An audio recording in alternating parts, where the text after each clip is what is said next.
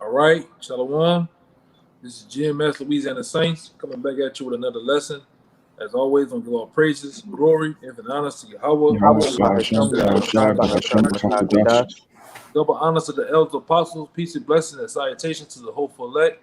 All right, and salutations also to those that sincerely follow after the Lamb, man. All right, and basically this lesson here is going to be over in hopes to enlighten those who don't know, but it's really about Christmas, man.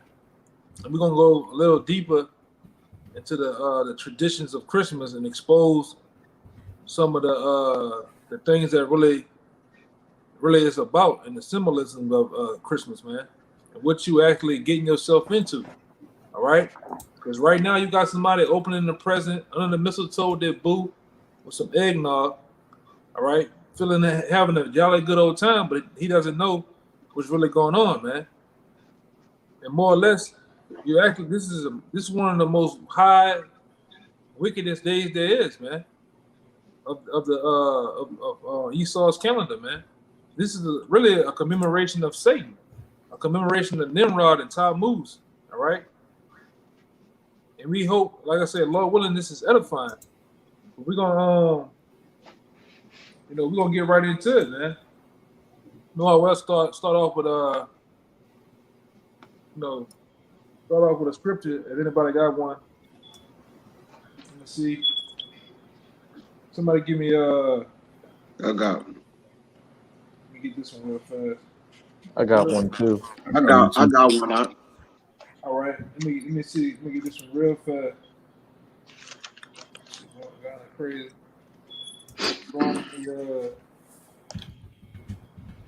Give me Deuteronomy 32 and 16 and 17. I got it. This is Deuteronomy 32, verse 16. They provoked him to jealousy with strange gods. With abominations provoked they him to anger. They sacrificed unto devils, not to the Most High, to gods whom they knew not, to new gods that came newly up, which your fathers feared not. Yeah, and that's ultimately Jake, man. Jake is on December 25th day. They're having a commemoration unknownly to Satan, man. All right, to the devil. All right, to Nimrod, Tammuz, Semiramis, you name it, man. And a lot of them doing it knowingly, and a lot of them doing it unknowingly, man.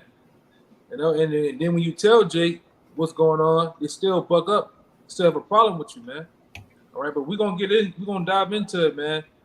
All right, we got different we got everything set. We got different particular columns and sections gonna go on. The first one is gonna be pretty much over the winter solstice, man.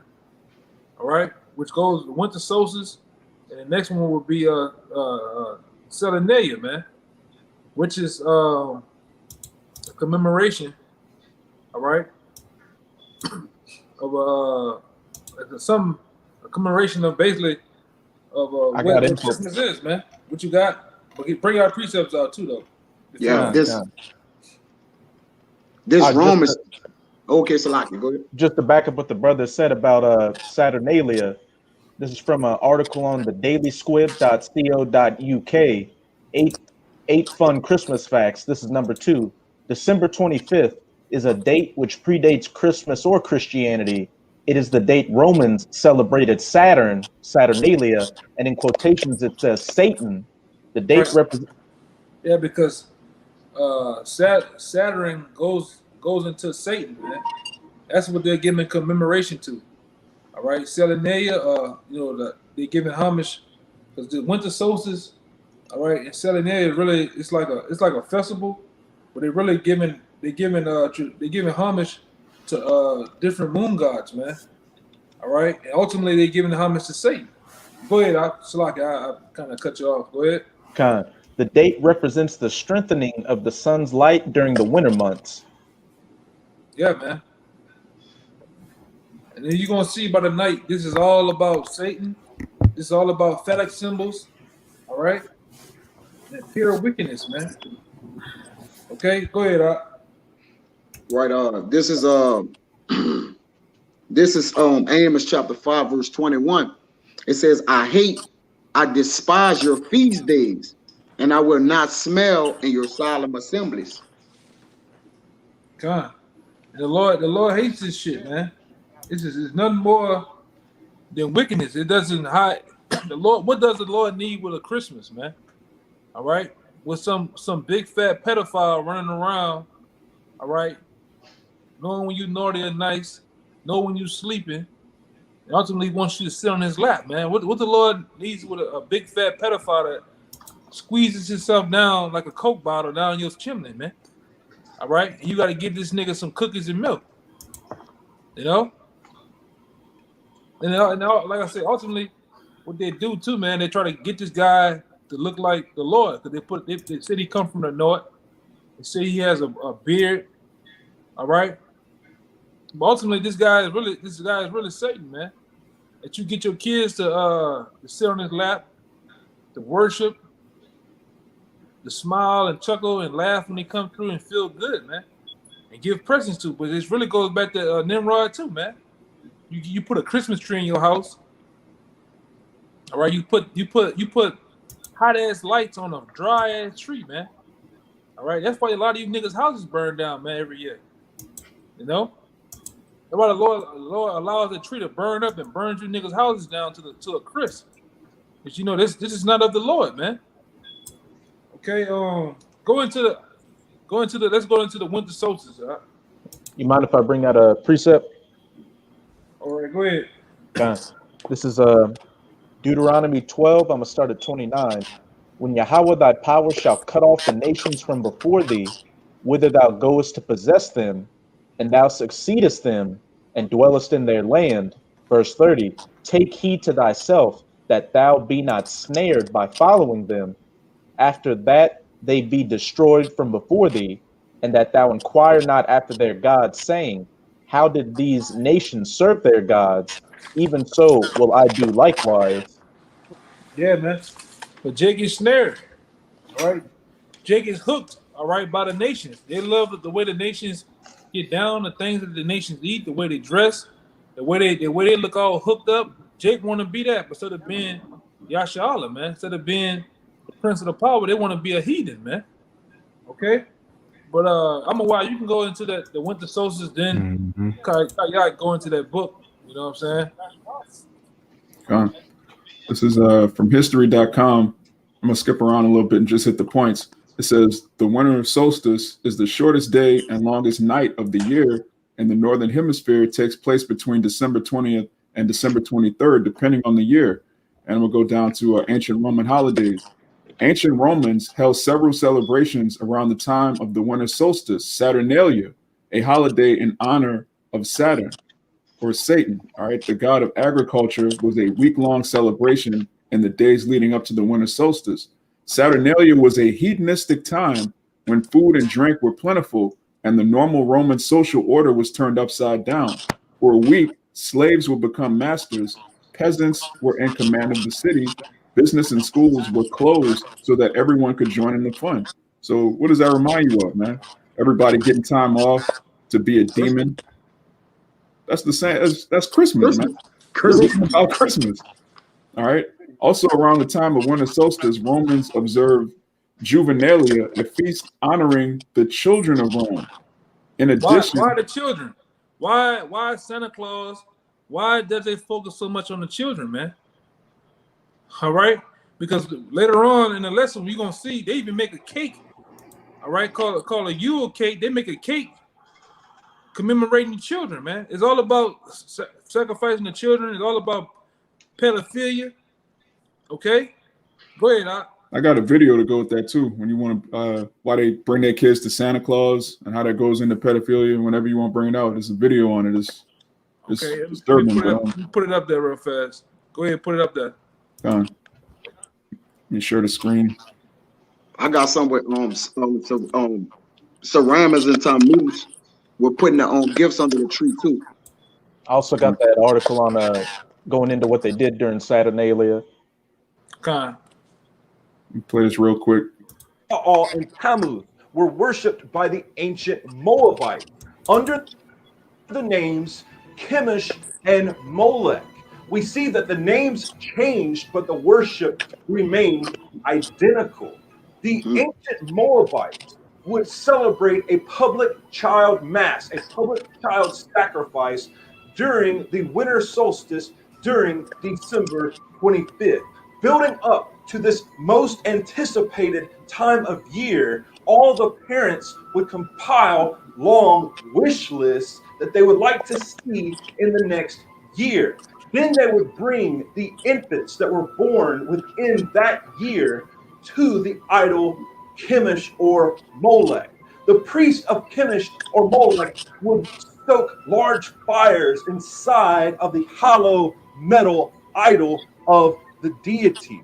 The parent would bring their child screaming to the lap of this deity and lay their child in the lap of Molech, who wore the Phrygian cap that we see that Santa Claus wears to this day, the same cap that Mithra wore. And they would lay their screaming child in the arm of this deity while they begin to profess their long list of desires for the year. Now, today, we don't see that people are sacrificing their children to Molech, but we do see that they bring their screaming infants, their screaming children, and lay them into the lap of a complete stranger dressed up like a mighty one who they call Santa Claus. And this child is usually screaming their guts out because they're so afraid of this man, and they probably sense the darkness and the demonic forces that are at work. Children, infants, hate Santa Claus, and the proof is in the pictures.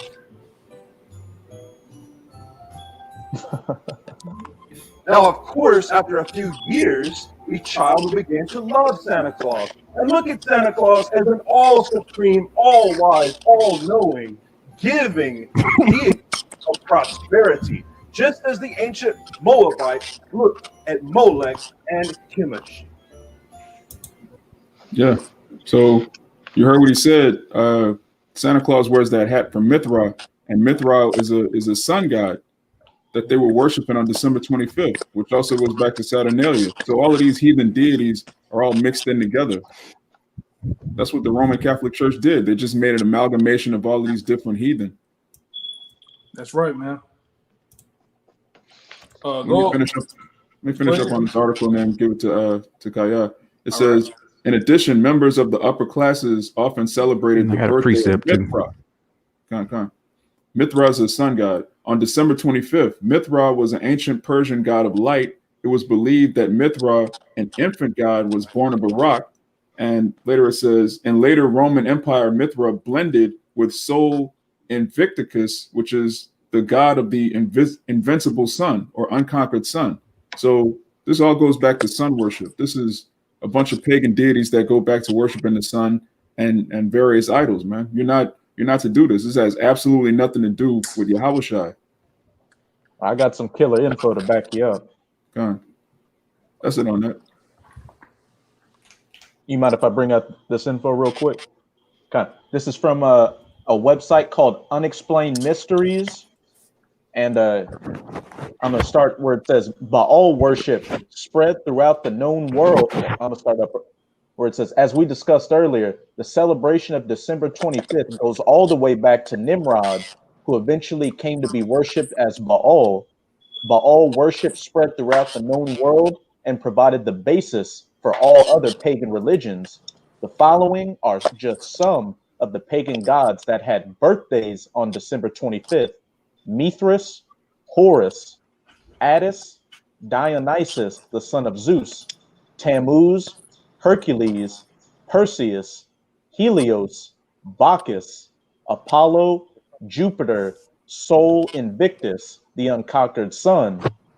And we know from a past lesson, going back probably about a year or two ago, we told you how Jake loved to go to the Bacchus parade down here in New Orleans with the bull. And not knowing that's Bacchus is Satan, man. You know, and this when you break this down all in a nutshell, it all goes into Satan, man. This is Satan worship. All right, live and direct, right in front of the people, man. But do Jake give an ear? No. All right, and somebody give me a precept. Somebody hold on deck. Mark 7:7 for me. I got you. But go ahead, somebody. He lagging. Yeah, he got a lag. All right, I got Exodus. You might have to put it on the. Can you get that Exodus 23:2? Okay. Want me to read it? Yeah, somebody get Exodus 22, 23, and 2. I think that's what he was trying to get. I got it. I read it for the brother. It says, this is Salakia, the book of Exodus, chapter 23, verse 2. Thou shalt not follow a multitude to do evil, neither shalt thou speak in a cause to decline after many to rush judgment. And that's what all of these holidays are, man. Following multitudes to do evil. You have a lot of people that they know that this is wicked. When you go on Instagram, social media, Twitter, the information that we're bringing out is well known at this point, but Jake will celebrate it anyway because they like to follow a multitude to do evil. Oh, it's for the kids. Well, we just read that it goes into child sacrifice. So saying it's for the kids is wicked as hell, man. That's right. Yes, I got the Mark 7:7, and I got a precept too. Well, hold the Mark 7:7 on deck, and go into your precept, and then go into that book, and we're gonna get into it's still on winter solstice and Semiramis. I wanted to wonder about the orgies and shit, man. Come. Go ahead. You want me to bring that out or the week? Because the precept that I got is the weeping for Tammuz, which was gonna go into the Tammuz part with Nimrod that I had. I mean, go ahead. You got it. All right, Con. This is in the book Fossilized Custom. It's the sixth edition by Lew White, LEW WHITE. It's the 6th edition, Fossilized Customs. This is under Nimrod's stuff and Santa disguise. It says, at the death of Nimrod, the wife or mother Semiramis taught the young Tammuz to go in the groves of the forests and place a gift on a tree at the winter solstice. This was an offering to his father Nimrod, who was now the sun. The custom of tying a yellow ribbon around an oak tree represents a prayer to the sun. At this point, branches of trees came to symbolize Nimrod also. So decorating pagan temples and homes with holly, bowls, and wreaths was the custom. Right. And I want y'all brothers to remember, because we're gonna go into the Christmas tree and we're gonna go into something called holly, man, which is really called red holly. All right, which symbolizes the colors of Christmas. All right, the red and the green. And we're gonna go into that in a little bit on what it actually symbolizes, man. You getting yourself, or you had yourself in something that you really didn't know about, man. All right, keep going out. It says the wreaths and branches twisted into circles, so the branches would be associated with the sun.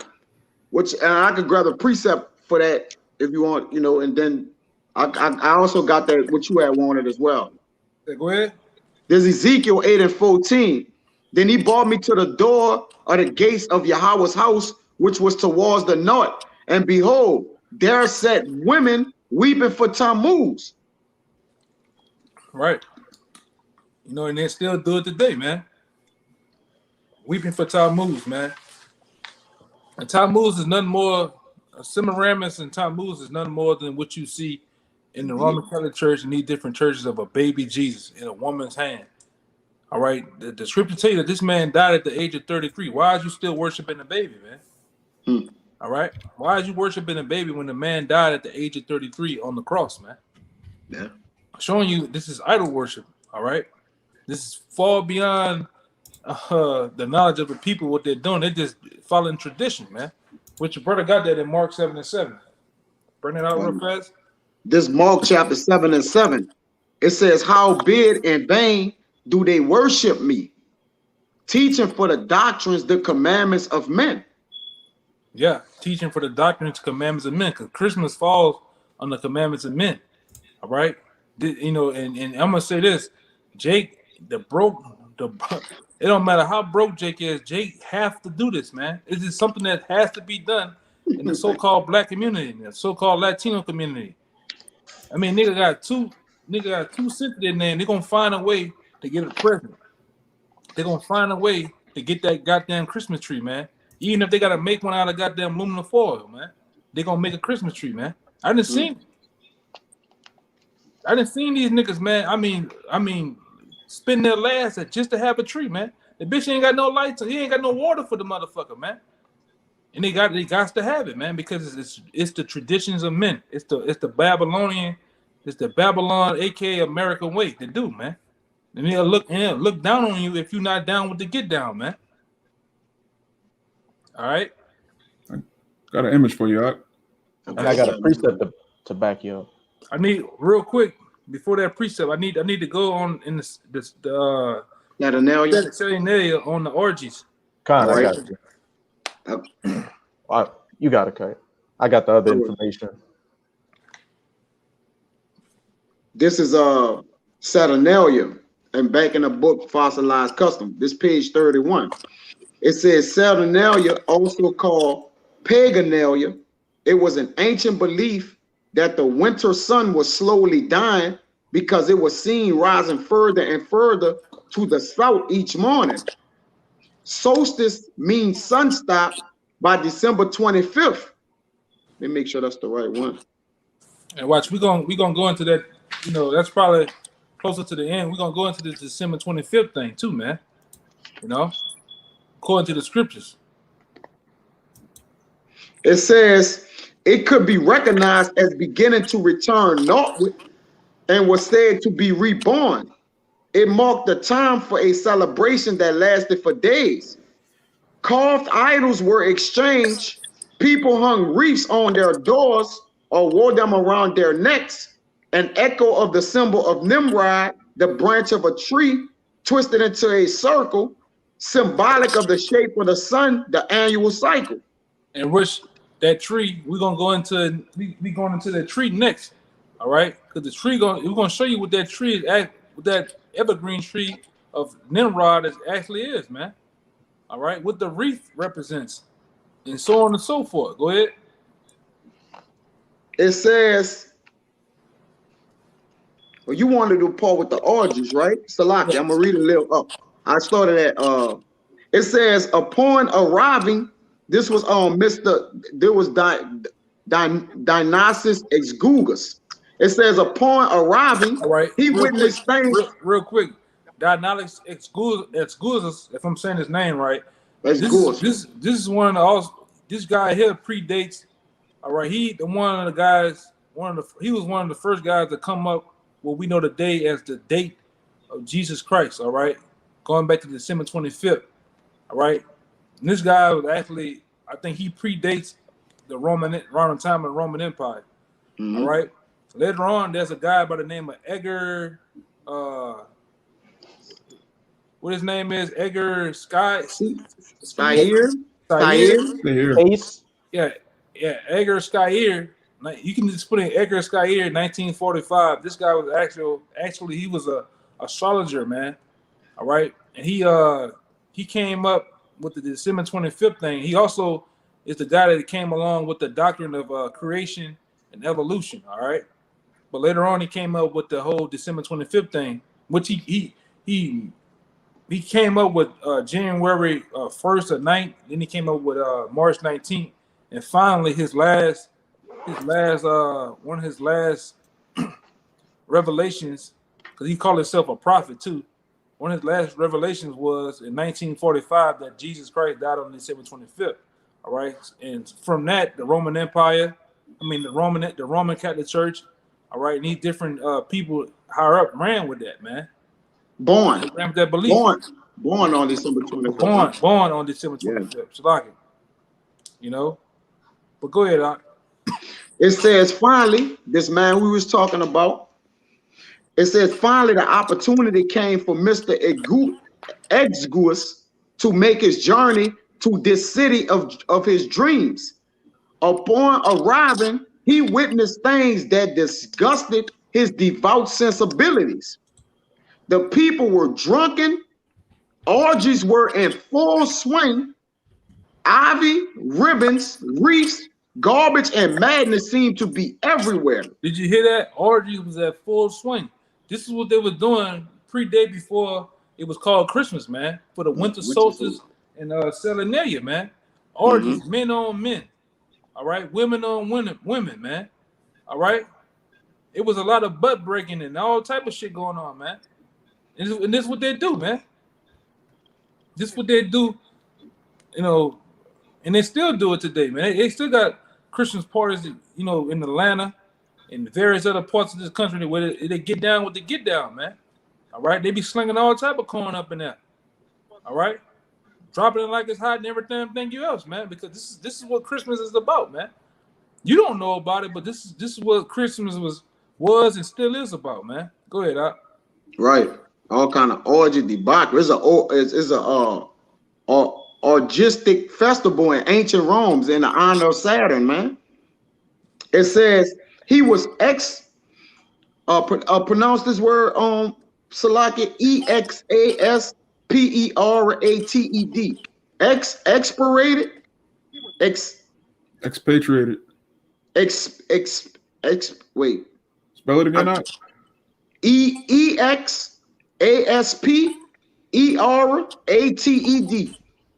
exasperated. Sounds Exasperated. Exasperated. Yeah, I wanted to pronounce it correctly. He was exasperated at the spectacle. What did he witness? He saw the authentic, raw, and abominable pagan festival of the winter solstice. Right. Okay. AKA Christmas, man. This is how it's getting down. All right. A wild gathering involving excessive drinking and promiscuity. Right. And I wanted either Amawad or Raya too, real quick. I wanted you to give me the article in the private chat, the second message of that guy from the Church of Satan, man. Anti-LaVey. Let's see what he say. I got it. It says the Messiah's birthday was never celebrated by the apostles or Yahushua, so-called Jesus. In the Satanic Bible. And this is coming from Anti-LaVey, one of the high-ranking people of the Church of Satan, man. Okay, He's go ahead. Founder. Yeah, the founder of the Church of Satan. Go ahead. In the Satanic Bible, founder of LaVeyan Satanism, Anton LaVey writes that after one's own birthday, the two major satanic holidays are Walpurgisnacht, a formerly Christian holiday, and Halloween. Other holidays celebrated by members of the Church of Satan include the two solstices, the two equinoxes, Yule and Christmas. Yule and Christmas, man. And Yule just really goes, because the word Yule, and we're going to go into that in a little bit, the word Yule just means little one or child, man. And it was a sacrifice of children, all right? That's what Christmas is all about, all right? Pedophilia, all right? Sex worship, Satan. And this is a high holy day in the Church of Satan, man, with Anti-LaVey, man. Go ahead, Doc. That's it? Or you got a little more? That's it. Yeah, man. Now, y'all brothers bring out what y'all got, and we're going to move on to the Christmas tree, man. Con, I got some of that article dealing with going a little more into Saturnalia, and then I got a precept to back it up. All right, go ahead, Doc. This is from gqmagazine.co.uk, and the article's titled "The History of Christmas Sex." Going down to the section titled "Romans Gone Wild." For the Romans, 1 week at the end of December was reserved for merrymaking. From the 17th to the 23rd of December every year, the festival of Saturnalia celebrated the god Satan. There are many similarities between Saturnalia and Christmas, including using boughs of holly as decoration, giving gifts, and feasting. Like the office Christmas party, the end of a productive year needed to be celebrated in suitable style. The strict class divisions and stresses of being at the center of the ancient world was tiring, and frustration built up. Saturnalia was the perfect opportunity to blow off some steam. At the end of the year, Rome was the place to party. Social norms went out of the window as the city took on a carnivalesque atmosphere. Excessive drinking, feasting, cross-dressing, and orgies were commonplace. The Roman poet Martial published during the Saturnalia as he felt that the liberal spirit caused by the festival made the licentious nature of many of his epigrams permissible. For 1 week, slaves wore pointy hats to signify them as recently made freemen, and they could partake in the same salacious behavior as their masters. Yeah, man. And the same thing goes on today, man. You jakes, all right, you heathens, you involve yourself in salacious goddamn entanglements, man. Licentious, Right? Yeah. lascivious. There's all type of lasciviousness and shit be going on, man. All right. You know, you be peanut butter chasing, corn harvesting, and all type of other shit be going on, man. That's why the Lord's gonna destroy this place, man. And you, Jake, you love this shit, man. You love to have it so, man. You can't do nothing without of it, man. You can't do nothing without the shit. You know, you never about searching and looking up anything. You all about getting down with the festivities, man. You know? That was it on that? You got your precept, right? Con. Hey, and Apostle Peter warned Israel against these things. And also to back up what you said earlier about Bacchus, how down here during Mardi Gras, it's a celebration and stuff. Well, hey, as we went into one of those articles, Bacchus was one of the gods' birthdays that were worshipped on December 25th. But this is 1 Peter chapter 4. I'm going to start at verse 1. For as much then as Hamashiach had suffered for us in the flesh, arm yourselves likewise with the same mind. For he that suffereth in the flesh hath ceased from sin, that he no longer should live the rest of his time in the flesh to the lusts of men, but to the will of the Most High. Here's the point in verse 3. For the time past of our life may suffice us to have wrought the will of the Gentiles, when we walked in lasciviousness, lusts, excess of wine, revelings, banquetings, and abominable idolatries. That's Christmas, man. It's all the get-togethers and shit. You niggas be eating ham with the pineapple and cherry on top. All right, niggas eating all type of just eating your ass off, man. All type of abominations and shit. That's what you do. Then you get somebody give me Zephaniah 1:8. You niggas get to dressing all funny and shit, funny ass outfits. The woman coming out have you be at some of these Christmas parties and shit. You know what I'm saying? You've been to some of the Christmas parties in the past, all right? And when you was in the world, you see how the people get down, man. They get all drunk, get to drinking shit off each other, goddamn chests and shit, dressing up, niggas cross dressing, taking their clothes off, huh? Taking their clothes off, going and getting it in the back room. Yeah, all on the pie and salt and shit and the bleach, man. You just on the bleach, man. Going to town, man. But give me that Zephaniah real fast. This the book of Zephaniah, chapter 1, verse 8. It says, and it shall come to pass in the day of Yahweh's sacrifice that I will punish the princes and the king's children and all such as are clothed with strange apparel. Yeah, that's the people of Babylon, man. These are in a sense, man, these are the king of Babylon children. They're doing whatever they want to do, man. And they're dressing in strange apparel, man. You niggas, I mean, Jacob come in a sensible, calm party. They'll come in a party with a wig on, man. Fake breasts and shit, you know. But this is how you really are. This is how you really get down, man. You love the festivities, man. All right. These people love to get weird as they can possibly be for Christmas, man. Because this is the nature. This is the vibration, the wicked vibration of Christmas, man. You know. Let's get on. I had what you about? Yeah, I just had a few more points I wanted to make. I wanted to go into that word revelings in 1 Peter 4, verse 3. It's Strong's G 2970. Strong's G 2970. Komos. And it says, a revel, carousel, a nocturnal and riotous procession of half-drunken and frolicsome fellows who after supper parade through the streets with torches and music in honor of Bacchus or some other deity. Honor of Satan, man. In honor of Satan. And that's what they do. That's what they do for Christmas, man. This is a commemoration. Christmas is nothing more than a commemoration of Satan, man. All right, phallic symbols. All right, for you who just tuning in, man. Go ahead, Doc. And sing and play before houses of male and female friends. What does that sound like? Christmas caroling. Right. Hence, And somebody hold on deck Jeremiah 10 and 1. Okay. Go ahead. Hence, use generally of feasts and drinking parties that are protracted till late at night and indulge in revelry. Yeah, niggas indulge in revelry, man. And like you said, when you don't partake in these things, people look at you in a weird way like you're off. And this is 1 Peter 4, verse 4, wherein they think it strange that ye run not with them to the same excess of riot, speaking evil of you.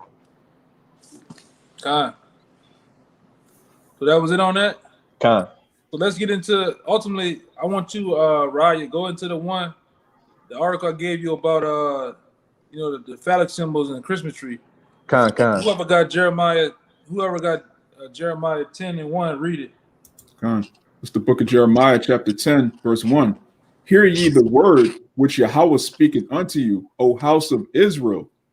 Thus saith Yahweh, learn not the way of the heathen. First off the bat, the Lord tell you, learn not the way of the heathen, man.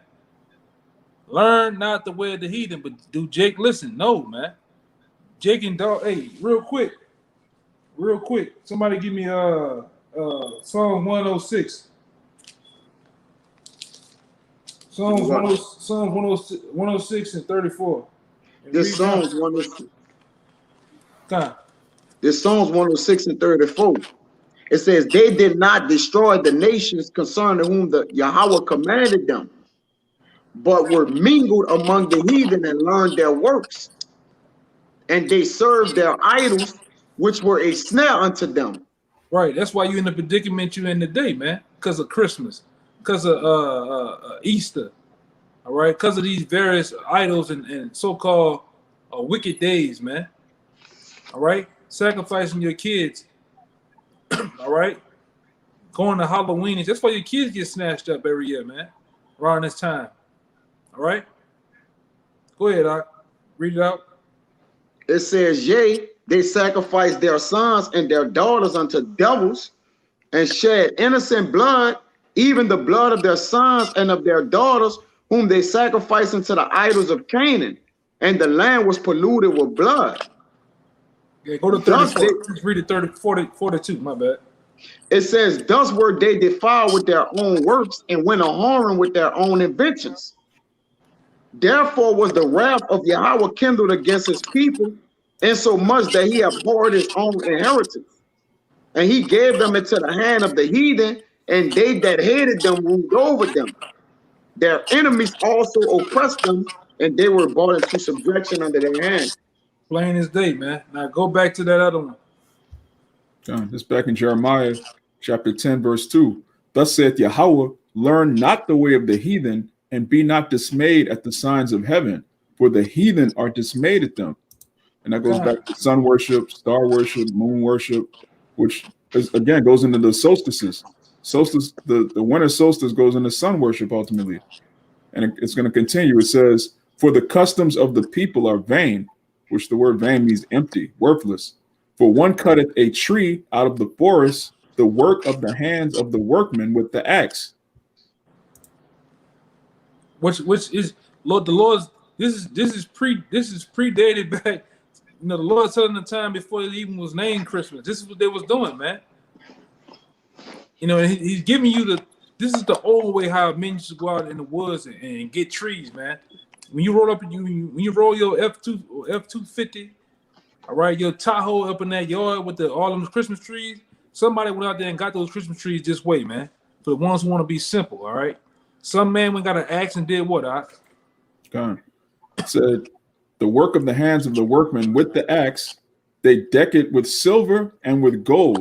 They deck it with what? They deck it with silver and with gold. Real quick for Jake, put the Christmas tree up there, and we're gonna go into what this really is. What's really going on, man, with this Christmas tree, man? Let me put it up there for you. Let's get it. Yeah.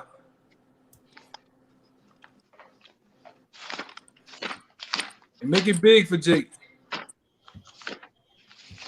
All right. Go ahead.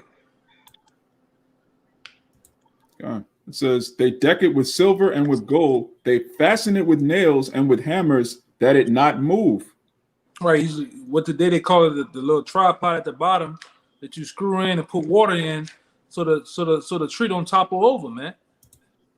All right.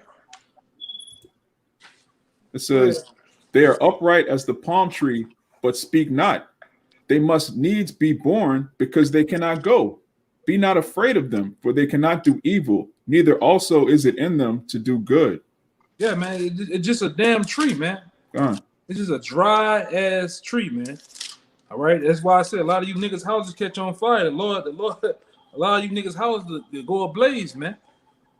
All right. Wait, let me see you stopped at okay, good. Now let's go into Ra'aya. Khan. This is from discover.hubpages.com, and it's titled the Christmas story you don't want to hear. And back it up a little bit on the picture out. Back it up. We won't get Jake to get all this, man.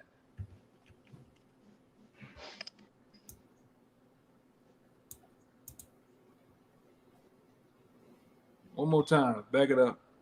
Yeah, that's good. That's good right there. Jake, get the picture. Yeah, that's good. And this is under the section, the symbolism of the Christmas tree and its ornaments. Pagans used tree worship thousands of years before the worship of Yahushua, they say so-called Jesus there. They would put up a tree, holly, mistletoe, and wreaths that are rooted in worship toward a pagan fertility god, the Christmas tree. A pagan fertility god, which goes back to Nimrod. This is actually a phallic symbol, all right, a penis. This is a symbolism for a penis, man. All right? Go ahead, Doc. The Christmas tree or green tree represents an erect male phallus. A penis, man. All right? A corn. Well, you know, we kind of, you know, in a roundabout way, try to be PG for Jake. A goddamn corn, man. Corn cob. Yeah. A man meat, all right? Go ahead, Doc. The circular wreath represents the female vagina. The circular wreath, this right here that you put on your door, this is a symbol. The circular wreath, it symbolizes a woman's vagina, man, with an open hole, man. Okay? Go ahead, Doc. The silver or colored ball ornaments represent testicles. Yeah, those round balls that you put on the Christmas tree.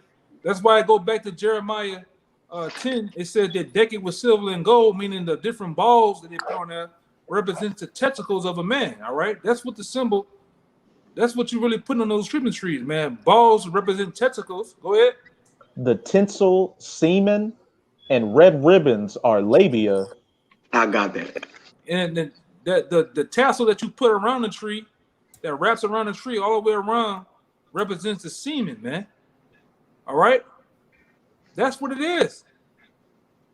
How is it that every so-called scholar out there and people that does this type of work knows it, but you don't know it, Jake?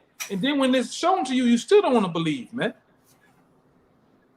All right, somebody give me Deuteronomy 7:26 real fast. Con. And I also got some quick information on the red holly and the star on top of the tree. Right, because also the brother keeps saying he keeps saying something about holly, man, which goes back into red holly, the colors of Christmas, which is red and green. I'll tell you what green is. Green goes back to fertility, basically the generation of life, man. Bringing forth life. That's what the color green represents in Christmas. But let's see what the red in the middle in a little bit. We're gonna see what the red represents, man. But give me the Deuteronomy 7:26 real fast. This Deuteronomy chapter. You said 27 and 36? 7 and 26. 7 and 26. This Deuteronomy chapter 7 and 26. It says, neither shalt thou bring an abomination into thine house, lest thou be a cursed thing like it. But thou shalt utterly detest it, and thou shalt utterly abhor it, for it is a cursed thing. Yeah, that damn Christmas tree, man. You bringing a damn erected penis in your goddamn house, man. And you decking it out, man. And you niggas sit there and get your kids to open up presents all up under that goddamn thing, man. All right? The Shih Tzu pissing on it and every damn thing else, man. The shit burning your house down. All right, and you niggas worship that tree, man. You don't want that tree to knock over. You don't want nothing to happen to that tree. And then you niggas keep it. You did keep it all the way to February in the goddamn house, man.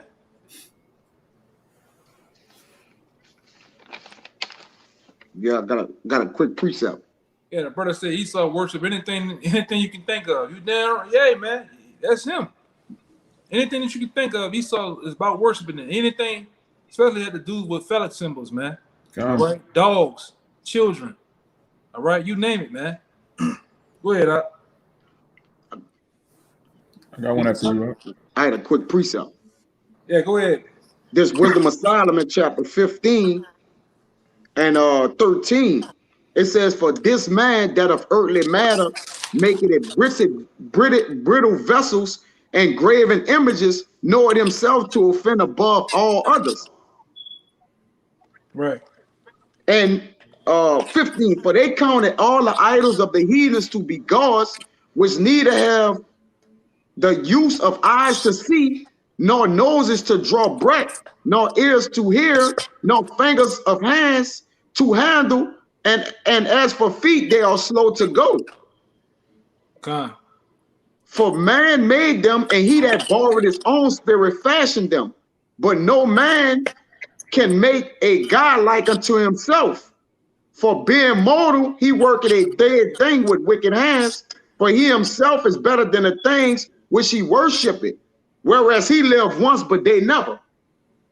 Yeah, man, because it is what it is. It's a damn stone. It's a tree. Yeah.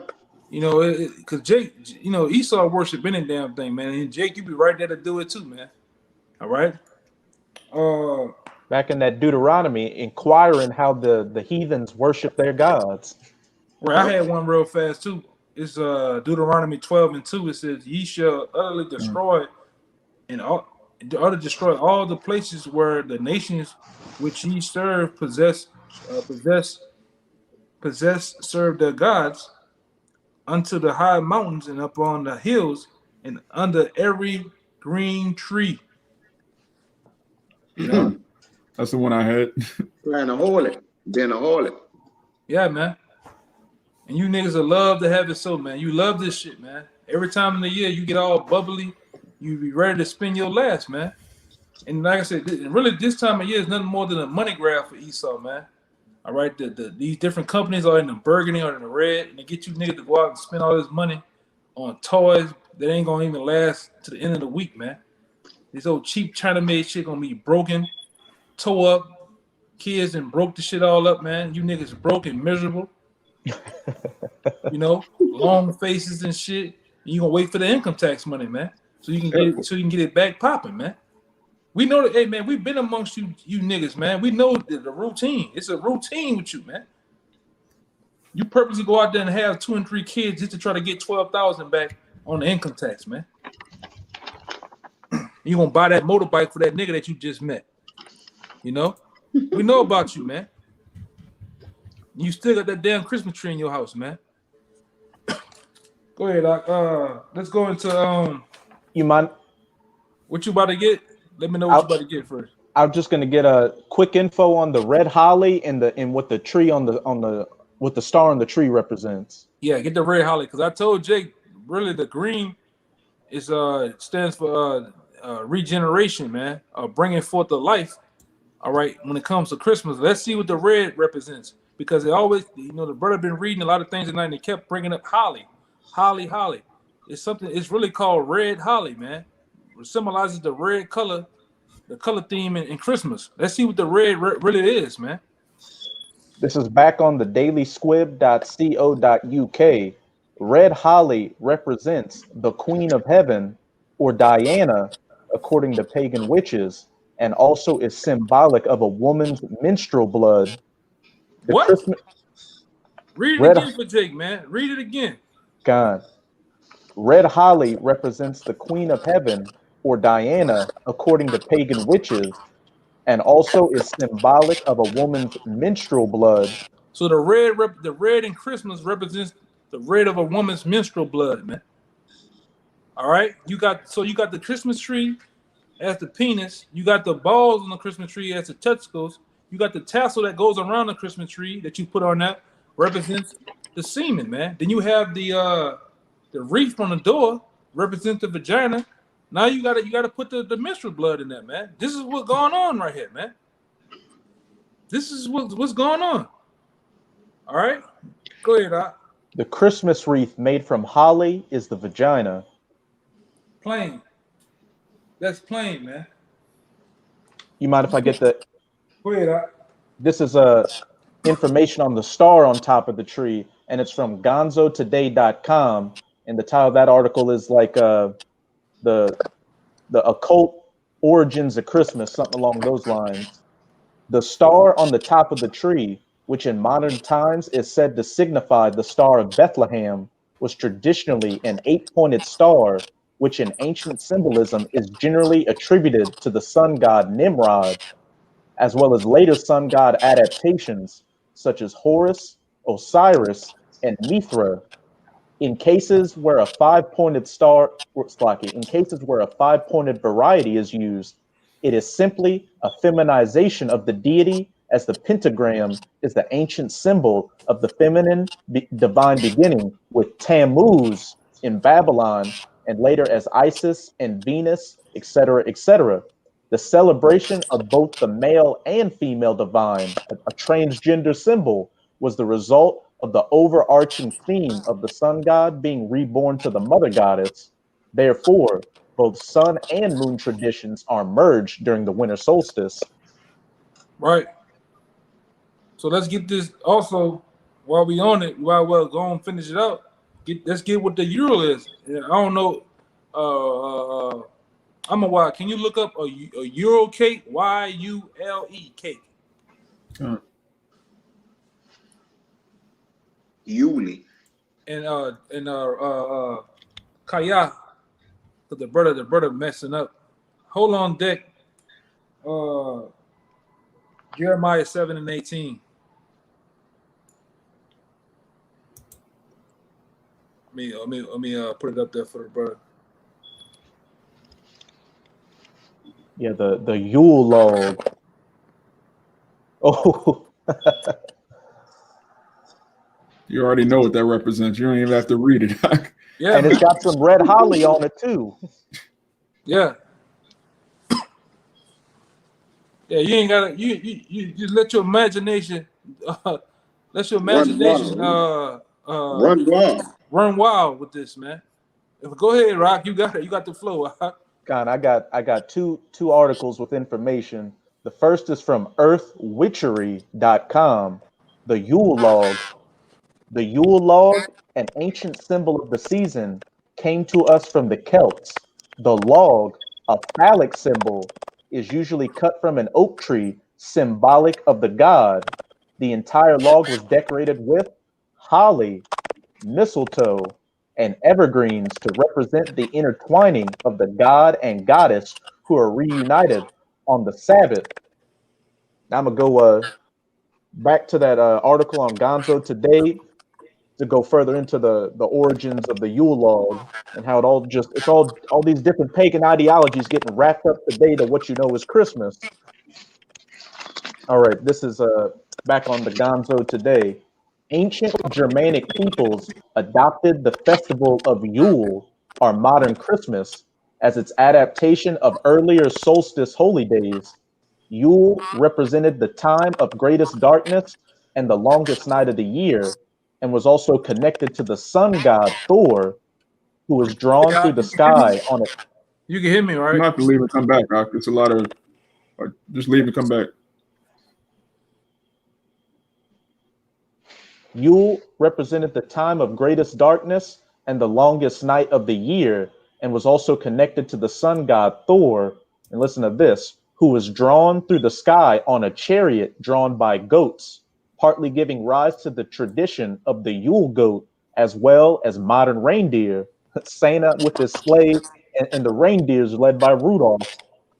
In preparation of this long and cold night, the cities would burn massive tree to provide long-lasting warmth for the large crowds. This tree, called a Yule log, is also reflected in other traditions and symbolized as candles, chestnuts, night-long burning fires, and in modern times, strings of light. The Christian church adopted the Yule tree tradition by placing Oh candles shit. and trees to symbolize the burning of the Yule log. In addition to the Yule log, the Christian church adopted the entire tradition of Yule into its own observance 1600 years ago, called the Mass of Christ, which also included the Yule ham, the Yule wassailing or caroling, Christmas caroling, and other symbols. The Yule tree, or modern day Christmas tree, derives from a ritual to Thor in which humans, especially children, were sacrificed before the mighty tree of Thor. You got the other one Kind about yeah. of looking This for this is this is a cake that people eat through Christmas, man. All right. I never pretty much seen it. I heard about it in different families and stuff like that, but this is the actual cake that people eat, man. And this is the symbolism for this cake, man. It actually you know, pretty much it represents a child or a penis, man. And you can see what the inside is, what color the inside of the cake is, man. Let your mind wonder, man. You know? Go ahead, Doc. I'm looking for it right now. Yeah.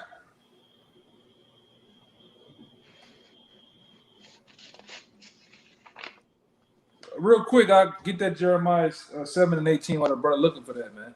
This Jeremiah chapter 7, verse 18.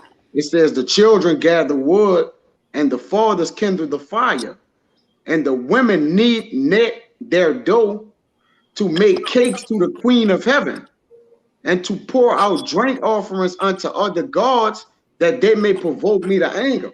Right, and this is one of the cakes, man. All right, that old thing that your mother and grandfather and the father used to do. They used to make cookies and put milk up there for Santa Claus, man. All this is for the Queen of Heaven. All right, all this is for really Satan, man. Even though they don't know, man, but this, because you're supposed to inform yourself on these different traditions and holidays, man. You're supposed to find out what it's all about, man. Just doing shit just to be doing it, man. All right. That's why a lot of you gonna get killed just on your ignorance, man. All right, just on your disbelief for things, you're gonna get greatly put to death, man. You found it out? Con. Yeah, go ahead. It's back on that article on the unexplained mysteries of the world.com, and it says the very name by which Christmas is popularly known among us, Yule Day, proves at once its pagan and Babylonian origin. Yule is the Chaldee name for an infant or little child. And as the 25th of December was called by our pagan Anglo-Saxon ancestors Yule Day, or the Child's Day, and the night that preceded it, Mother Night.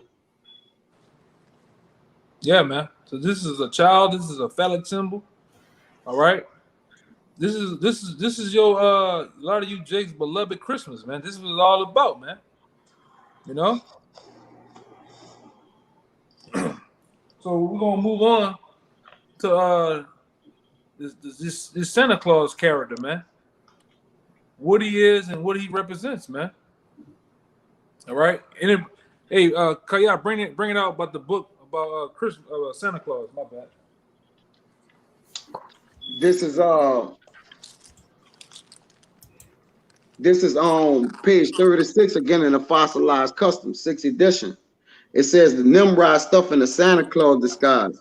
It says we've heard all the nice stuff, but what entanglements do we have with a man who supposedly flies horned beasts through the air at night? Is it about sorcery? He wears a wizard cap. The red costume is recent, but it's the ancient color of fire. It's our cultural color for danger. The costume is trimmed in sheepskin. He descends into a fire pit at midnight. The hearth is directly linked to the idolatry of the Romans, which the hearth is the fire that's in the fireplace. It says the fire was sacred to them, and its place was the center of the pagan worship of their deities. That was it on that? Yeah, that was it on that. The first, you want me to get the other one? There was another one too, I think. and real fast, I'm a wide. You know what to pull up with the old Nick, man. Go on. Oh, okay. And I want before old Nick, I want to get what's the guy name is? Krampus. Let's go into Krampus. You want it right now, Ott? Yeah, if you got Krampus, go ahead. This is from the vintagenews.com. The story of Krampus, the horrific Christmas devil, Santa's horned helper. The Christmas devil. This guy's a devil, man. This is a similar. Satan is a symbol of Satan. I mean, Santa Claus is a symbol of Satan. That's what I want to say, man. And he has another name by the name of Krampus, man. All right, Krampus. Go ahead, Ott. When we were small children, our parents all told us the story of Santa, but what about his horned helper, Krampus? Krampus is the half-goat, half-man creature that helps Santa deal with naughty children. According to European folklore, while Santa gives the good children gifts and joy, Krampus chases after the bad ones with whips and chains. There are many origin stories behind Krampus, whose name is derived from the German word Krampen, meaning claw. According to one of them, Krampus is said to be the son of hell in Norse mythology. Others trace him back to demonic creatures in Greek mythology, pagan rituals, the goddess Perkta, or Satan himself. What? Or Satan himself. Or Satan himself. And I'm a wild. Can you please give me a picture of Krampus? Krampus. Krampus. I put it up on the screen, man.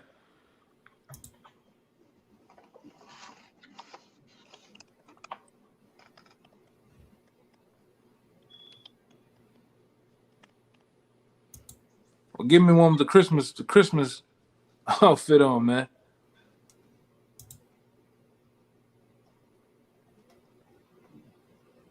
This is all Satanism, man.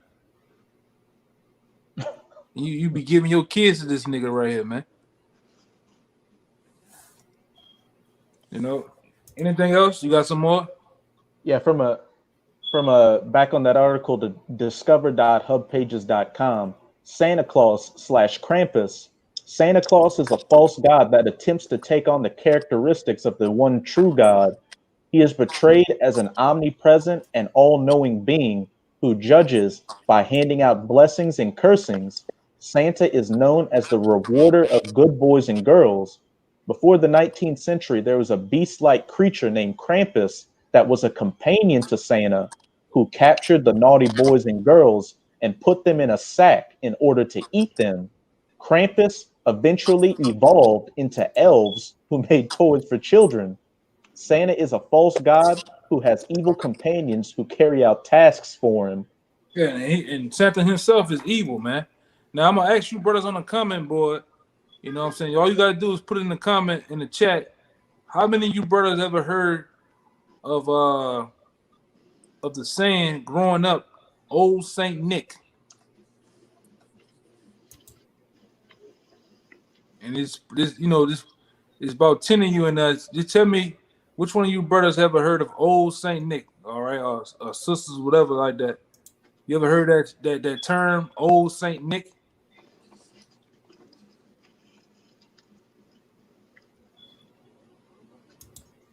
You can just put Khan or whatever like that. Jolly old Saint Nick. Jolly old Saint Nick. So a couple of brothers say they heard of it before, man. So, hey, I'm let's get it. Gone. Because all right, We're gonna get into the Old Saint Nick. Old Saint Nick is the saint part of it. The saint part of it. When they used to call Santa Claus Old Saint Nick or Old Saint Nicholas. All right. The saint part was put in by the Roman Catholic Church to try to cover up what actually is Saint Nicholas, Old Saint Nick really is. The first terminology was Old Nick. So let's see, even in the dictionary, what Old Nick is. It's referring to Santa Claus. Go ahead. This is Old Nick. Zoom it up, so Jake can see. There you go. Old Nick, the devil, Satan. The devil, Satan. This is talking about Santa Claus, man. This is the name for Santa Claus, man. Old Nick, the devil, Satan, man. Ecclesiastical terms, informal, a jocular name for Satan, the devil, Satan.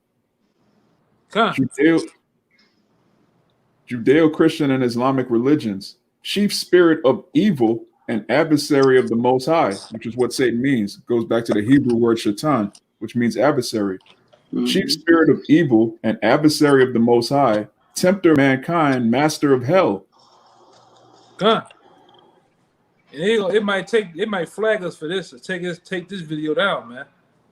You know, but it is what it is, man. You worshiping Satan, man. Santa Claus is Satan, man. Okay.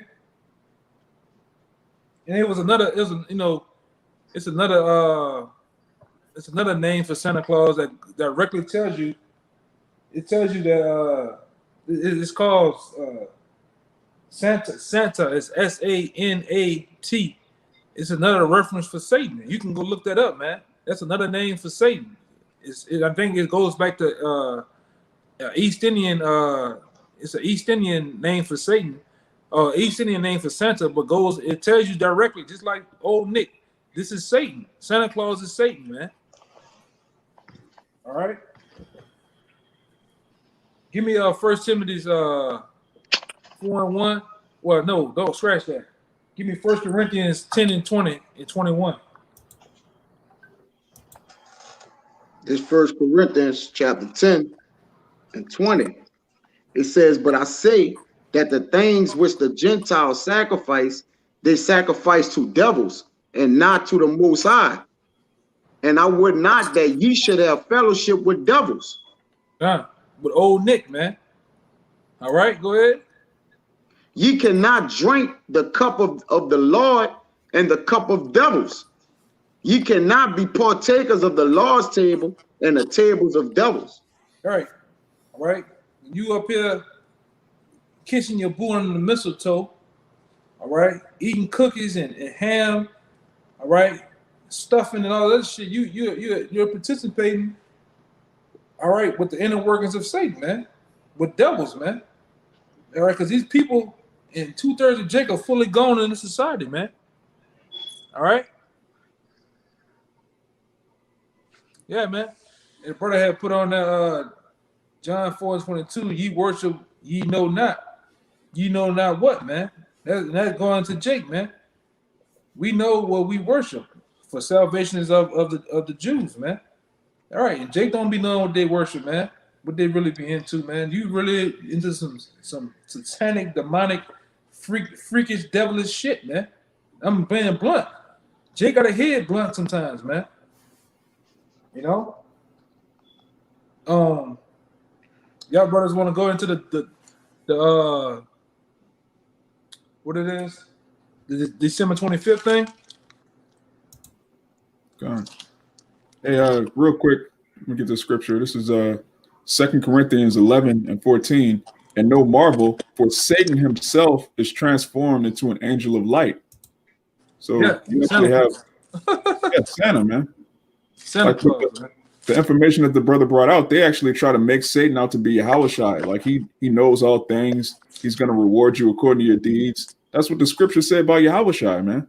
That's witchcraft, really. That's right, man.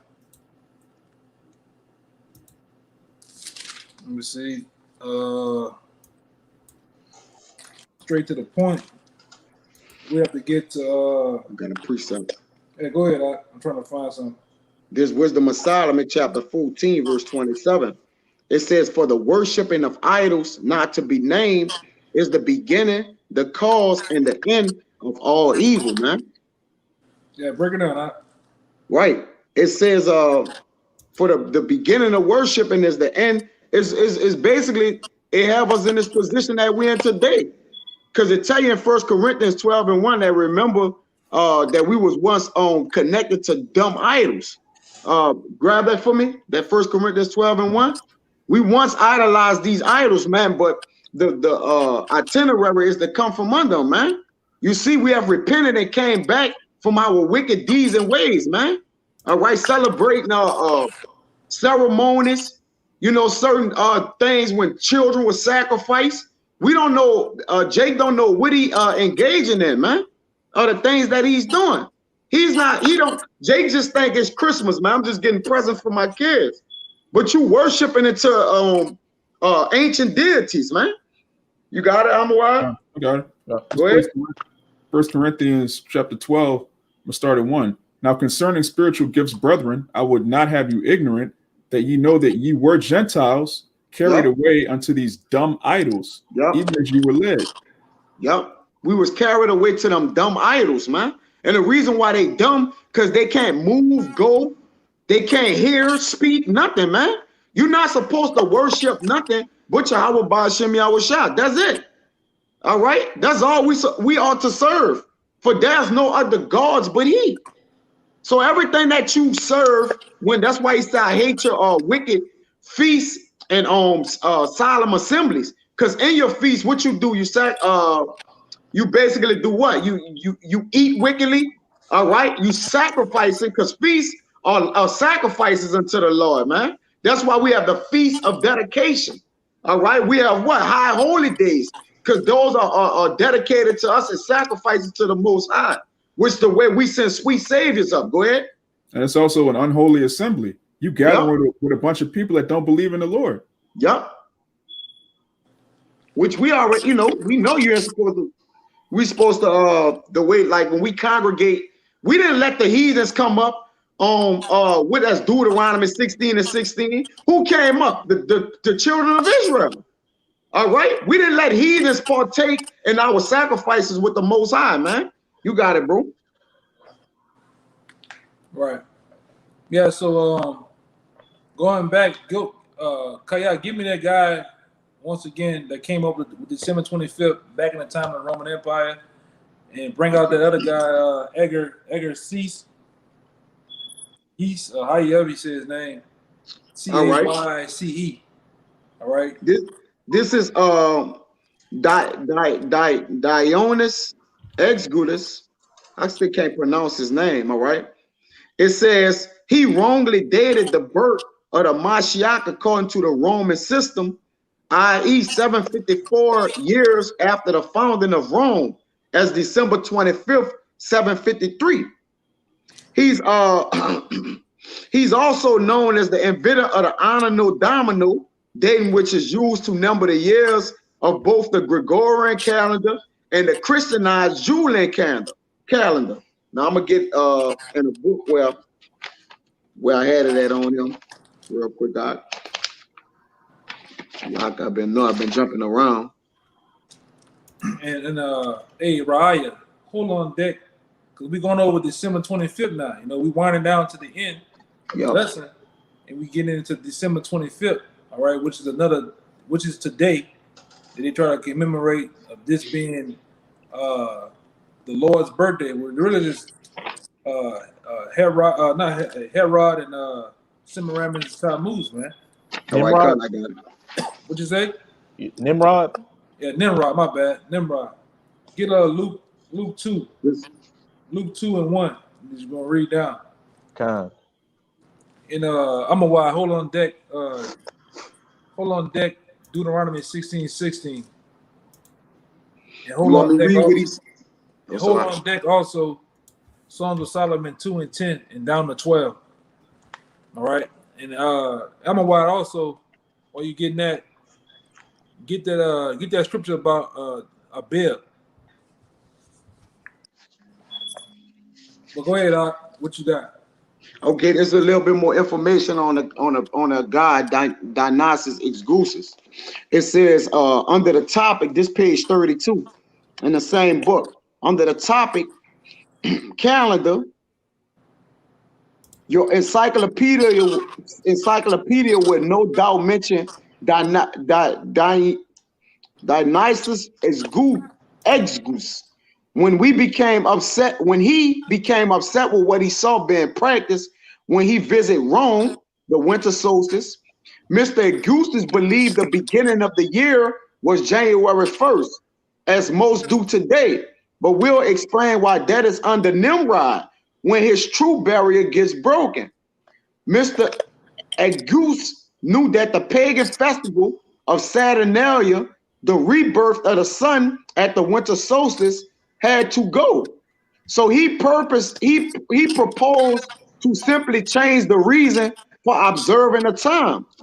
All the customs, the date, and symbols remain in place, but he camouflaged the behavior by declaring it to be observed as the birthday of the Mashiach, Yahushua, not the sun.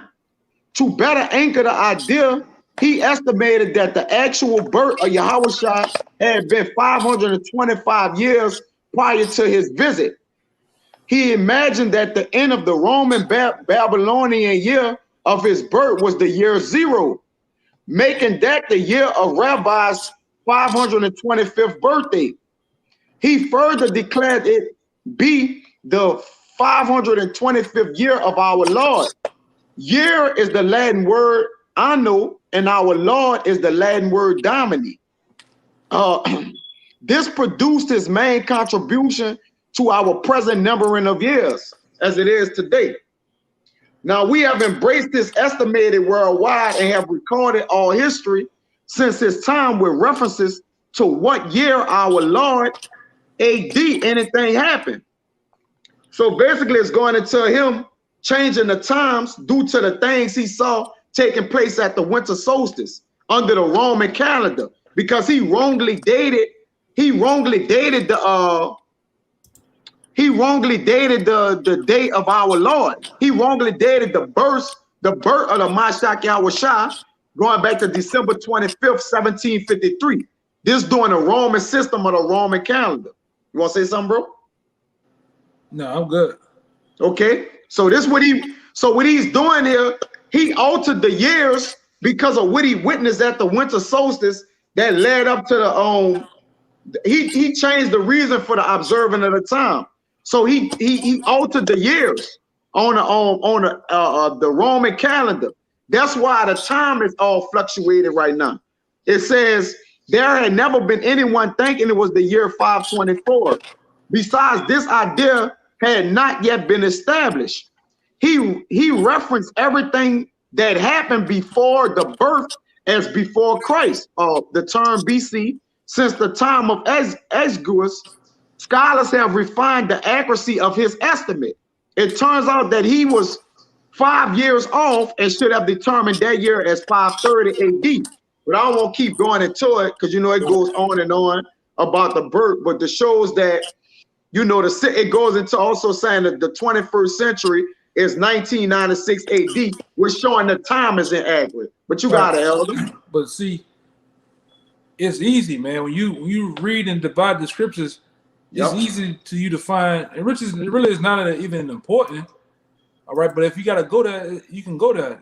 Really, the timeline of them putting December 25th is all off, man. Why would the Lord be born? All right. Why would the Lord be born in the wintertime? All right. In Bethlehem, in Bethlehem is a harsh winter, man. All right. Why? Also, you know, the Lord represents life, man. Everything that happens in December is it dies off. The trees die, the grass is dead. The Lord represents life. All right. That's why he was born in the springtime. All right. Yeah, it's right here. It got in the book right here. Okay, go ahead. Let me jump down. It says the real truth is our rabbi was not born on December 25th or the fall. It has been carefully calculated that based on the exact time when Zechariah's duties in the temple occurred, Luke 1, and the visitation of Mary made to his wife Elizabeth that gave birth to the Prince of Peace during tabernacles, an annual observance given at Leviticus 23 and Deuteronomy 16. He literally tabernacled among men. So it gave it to you. Round what? Round the time of the great taxing, and also what?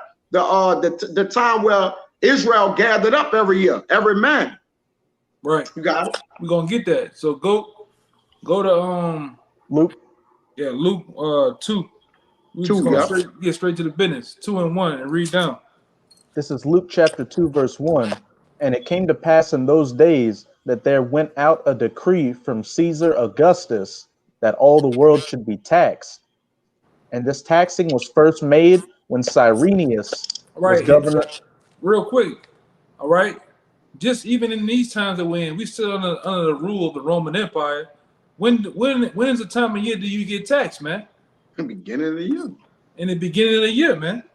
All right, preferably like around February, March, man. Yep. All right. January 1st to April 15th. That's the normal days they usually have it. Yeah. That's the normal days, right? Not December 25th, not in December, man.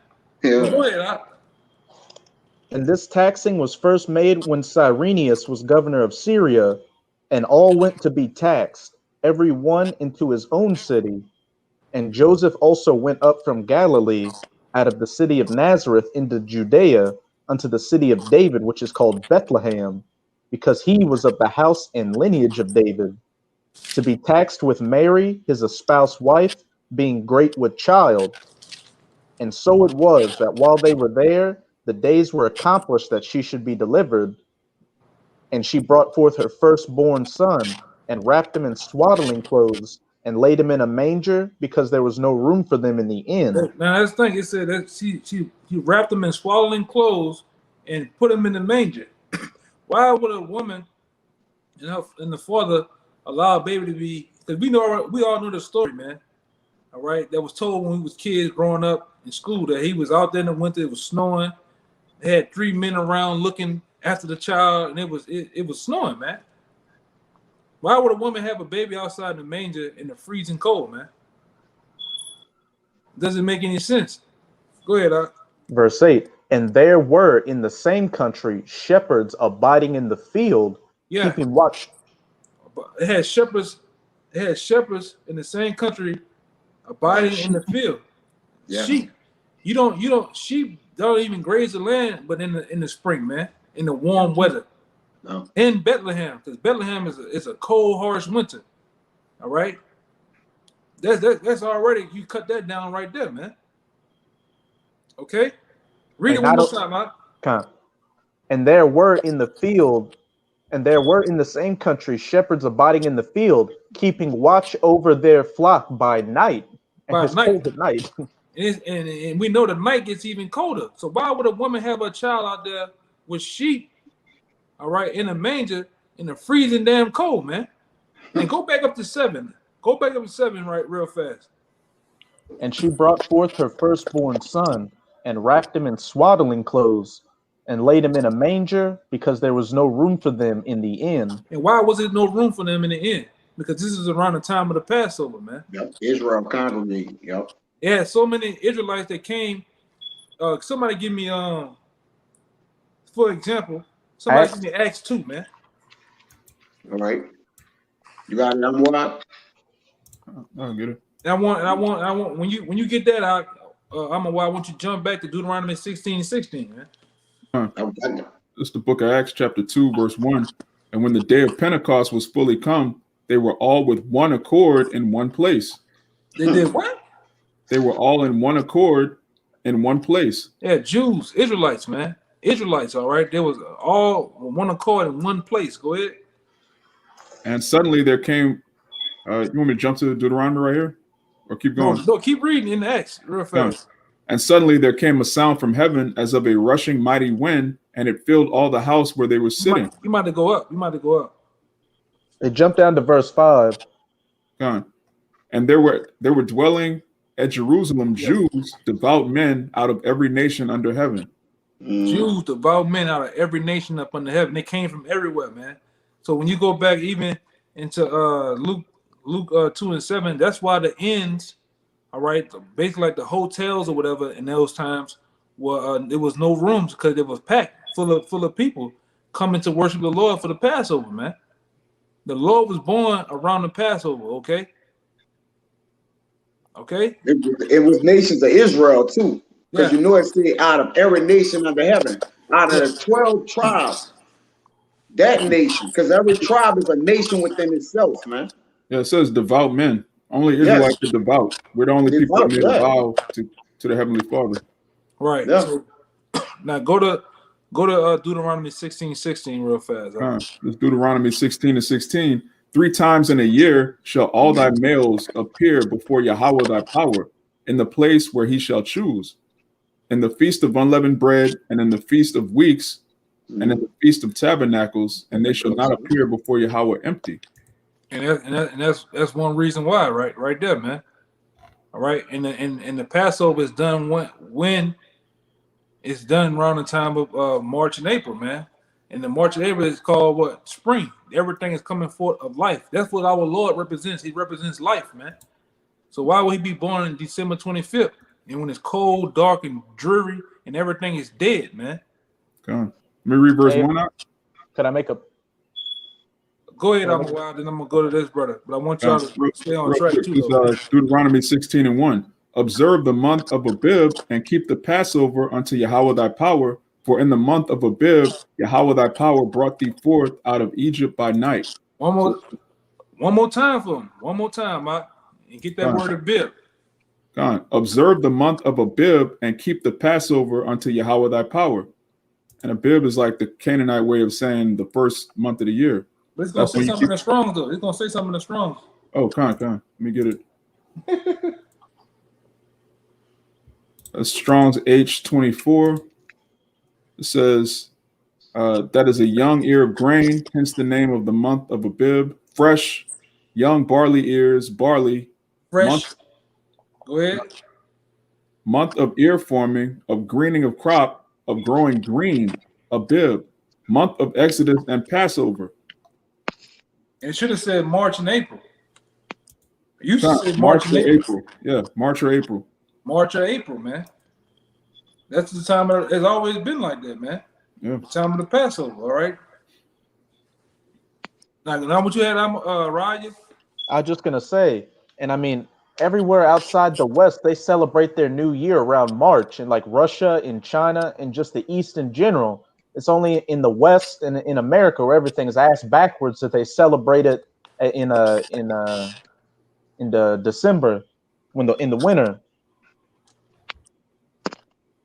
Yeah, give me now read verse 8. Read verse 8, and somebody give me that Psalm of Solomon 2 and 10 and down to 12. Hey, don't forget you got that on the private chat too, dealing with the Lord's birthday.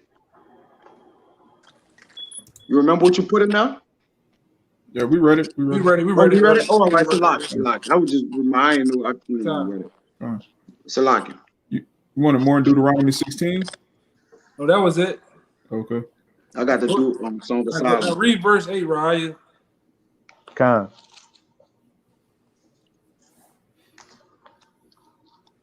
This is Luke 2, verse 8. And there were in the same country shepherds abiding in the field, keeping watch over their flock by night. Yeah, you abide with sheep in the field in the warmth of the spring, man. You do not do nothing with sheep in the winter, all right? you don't be a shepherd out there in the winter in the brick cold, man, in the snow. All right, so that's an indicator right there. Now let's see what Song of Solomon say, man. This is on Song of Solomon, chapter 2, verse 10. It says, "My beloved spake and said unto me, Rise up, my love, my fair one, and come away. For lo, the winter is past, the rain is over and gone. The flowers appear on the earth, the time of the singing of the birds is come, and the voice of the turtle is heard in our land." Huh? Yeah, you know what time that is. Come on, man, read it again for Jake. Hey, you know what it says? "For lo, the winter is past, the rain is over and gone." The darkness, the gloominess, the cloudiness. Yeah, this rains when it's cold. It rains over and over Yes. again. So Yep.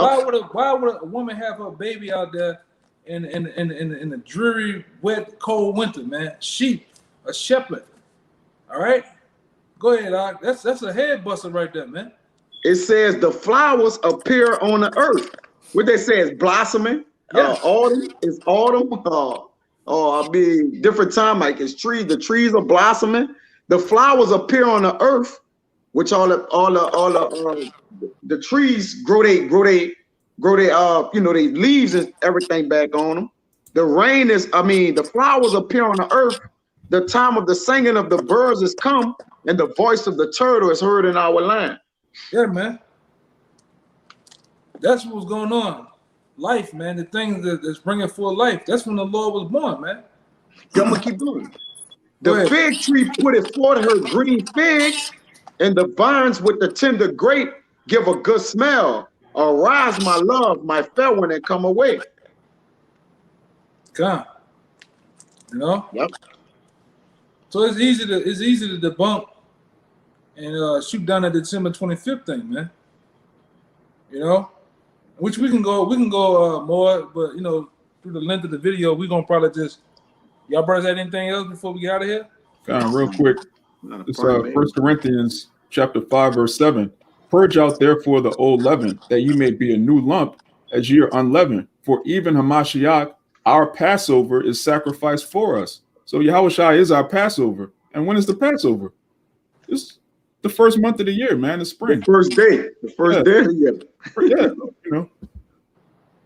And give me that one before we get out of here. How it shows that the Lord, it says something about the 11th hour, that the Lord coming back as light or something like that. I'm roughly paraphrasing, because the Lord represents life, man. That's the one that comes to my mind. This Matthew chapter 20. I'm going to start at verse 4. "And said unto them, Go ye also into the vineyard, and whatsoever is right I will give you. And they went their way. Again he went out about the 6th and 9th hour, and did likewise. And about the 11th hour he went out, and found others standing idle, and said unto them, Why stand ye here all day idle? They said unto him, Because no man hath hired us." And this goes into the parable of the vineyard. So there's going to be men coming in at the last hour. So let me jump down. It says, "And when they came, they were hired about the 11th hour. They received every man a penny." Right. And they also, it's a rough paraphrase, is one where basically it just shows, man, when you have an actual clock, you have the 12th hour, you have the 6th at the bottom, you have the 9th hour. All right, we've been in a time of nothing but darkness. All right, you have a time on the clock where it gets to 3 o'clock, all the way down to 5, 6 o'clock, it gets dark. All right, when you start going into the 10th, 11th hour, what happens? Dawn and light start to come back again. So that's the Lord, man. That's just a representation I'm just putting out there to show you that the Lord wasn't born in December, man. He was born in the time of light, bringing forth things budding, sunny spring, man. All right, and these Edomites out there, they came up with the the whole notion of December 25th, man, for their own wickedness. All right, they wanted everybody to get down with the different traditions, man. All right, so with that, we hope this lesson was edifying. It was pretty lengthy, and we knew it was going to be like that, but the information had to come out, man. All right. Hey, the brother Adrian Collins, man, we're gonna be out there tomorrow, man. So, Lord willing, we see you, brother. All right, but with that, man, we'll give all praises, glory, and infinite honor to Yahweh.